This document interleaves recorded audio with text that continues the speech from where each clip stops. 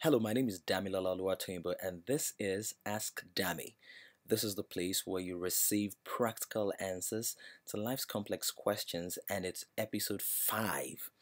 Now, if you've missed any of the earlier episodes, not to worry, they are up on YouTube. You can just look for our channel, Dreamstream TV, on YouTube, and you can have access to all of the previous episodes as well as many of the other video clips that we've put together from many of our trainings and events at Dreamstream.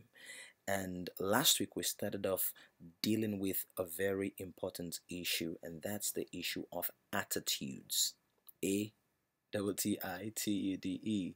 Attitude, attitudes, however you want to express it. And a young brother sent in the question about how he needs help in the area of his attitude because it's beginning to tell on his productivity in the workplace and on his relationships with his co-workers and colleagues. And we established something very critical last week when I talked about the fact that your attitude is something that you decide.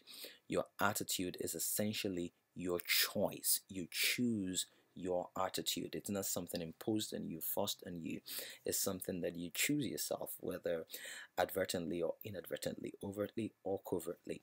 And what we cannot deny is that regardless of who you are and where you are in life, your attitude matters. It does matter. And I have a quote here today from Lou Holtz, who said, "Ability is what you're capable of doing. Motivation determines what you do. Attitude determines how well you do it." So it's important to have ability, and I believe that everybody has one ability or the other. You're able to do something, able to think, to write, to speak, communicate, listen, coach, counsel, draw, paint, dance, sing, many things you're able to do. But you need motivation to do some things. So you're able to do them, but it doesn't mean you get to do them. What makes you do those things is motivation. But what determines how well you do those things, how well you speak, you coach, you write, you teach, you mentor, you author, you coordinate, you listen, you counsel, you draw, you paint, is your attitude, which means that it's possible to have great talent, but if your attitude is wrong or faulty, you're going to lose. I remember at this point the story of one of the most legendary figures in the sporting industry and sporting world, Muhammad Ali. If you've lived for more than 15 years, you would have heard that name several times. One of the things about Muhammad Ali at the time was that he was not only a very gifted fighter, he was also a sports person with an incredible attitude. He got into the boxing ring with a lot of energy, a lot of verve, a lot of optimism, and many of his opponents were actually defeated before he threw the first punch.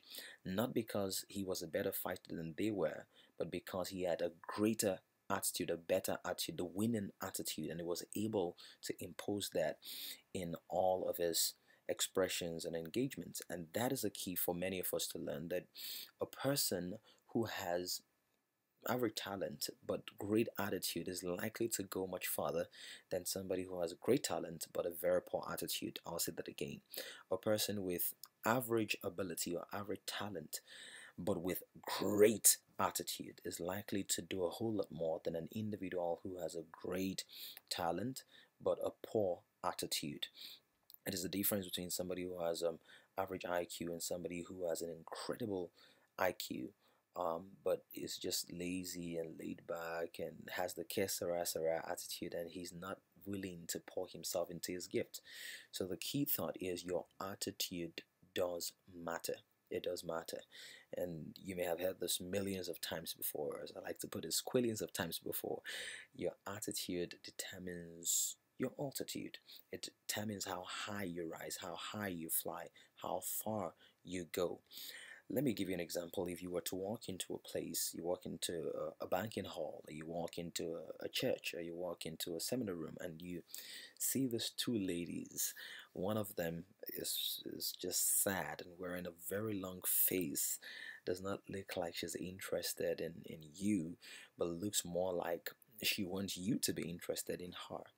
And on the other side, you have another lady who is beaming with smiles and all joy and has this radiance and this glow and this willingness to be involved in your life or whatever you're discussing, who are you likely to gravitate towards?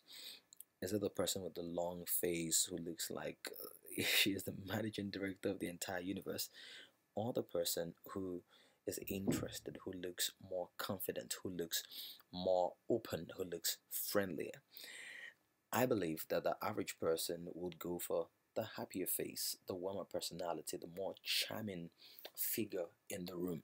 Now, this is just to establish something that most of us are drawn to people with greater attitude.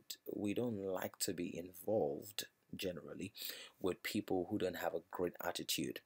By extension, it also means that the greater your attitude is, the more attractive you become, the more attractive you are, and the more you're able to attract not only people but also the resources required for the fulfillment of your purpose, your life's assignment, and your destiny.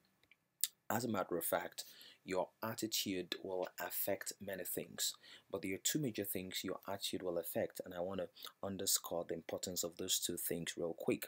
But before I deal with that, let me also talk about the fact that your attitude will determine how you deal with your past, how you maximize your present, and how you look at your future.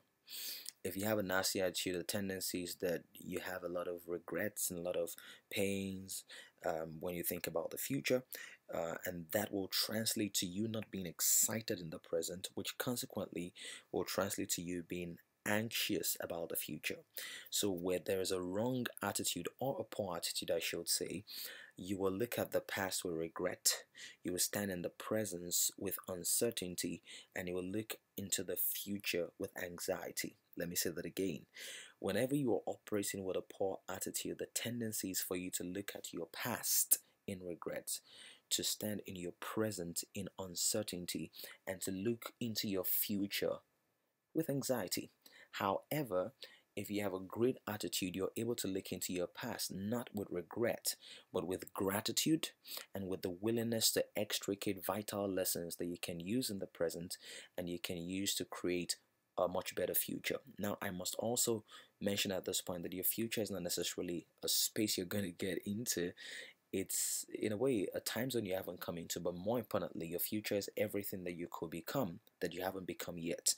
So it's not necessarily a function of time, it's a function of state, it's a function of evolution, it's a function of who you're becoming. By evolution, I don't mean Darwin's theory, I mean who you are becoming gradually. Now, having said that, your attitude will affect two things. First of all, your attitude influences your relationships. The better your attitude is, the better you are in your relationships, whether it's a marital relationship, whether it's a spiritual relationship, a mentorship relationship, or your relationship with your children, with your colleagues and co-workers. Nobody likes to hang around somebody who's always pouting, always displeased, and always grumbling, and always grumpy and grouchy. Everybody wants somebody who's upbeat. Now, it does not mean you have to force yourself into a mold, but it does mean that you're consistently making the necessary moves and taking the necessary steps to be better in your outlook, in your perception of life, and to see God working all things together for your good. Secondly, your attitude will impact your opportunities. So your attitude influences your relationships, your attitude impacts your opportunities. Many of life's opportunities come through the vehicle of relationships. Most of the opportunities you will have to express your gifts, to work a job, to market a good or a service will come through a relationship or the other. And if you have a nasty attitude and your relationships are not working as well as they should or could, then you will not have as many opportunities as you should. This has been a mouthful and this has been a lot to digest, but I hope that you've been able to pick these lessons. I'd advise that you listen to this over and over again until you're able to extract many of the core lessons that you need right where you are, regardless of where you work or where you worship. Next week, I'm going to try to conclude this series on attitudes by talking about the attitudes that Jesus talked about. Notice that if you look through your Bible, particularly the New Testament, in the book of Matthew, in chapter 1, the Bible talks to us about the chronology of Jesus, the genealogy of Jesus. And in chapter 2, the Bible talks to us about the birth of Jesus and how the wise men came and worshipped him. In chapter 3, Bible talks to us about the baptism of Jesus. In chapter 4, the Bible talks to us about temptation of Jesus. But in chapter 5, Jesus now begins to preach his very first sermon. And in that first sermon, Jesus does not necessarily talk about money, talk about building a large church, about doesn't talk about great sex and all of that. But Jesus does talk about attitudes.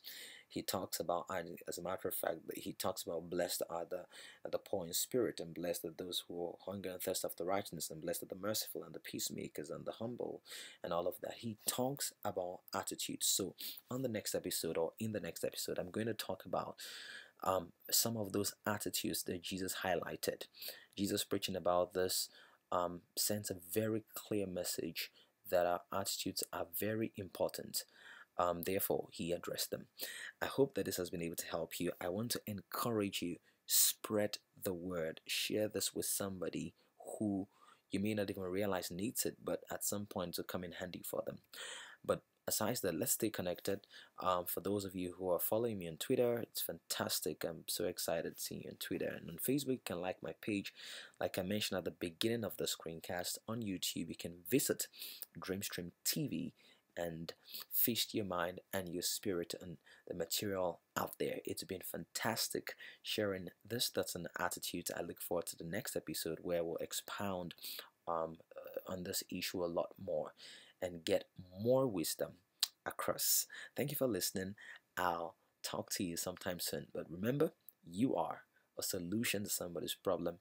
You are an answer to somebody's question. Go out there and go make a difference, for the world is waiting for you.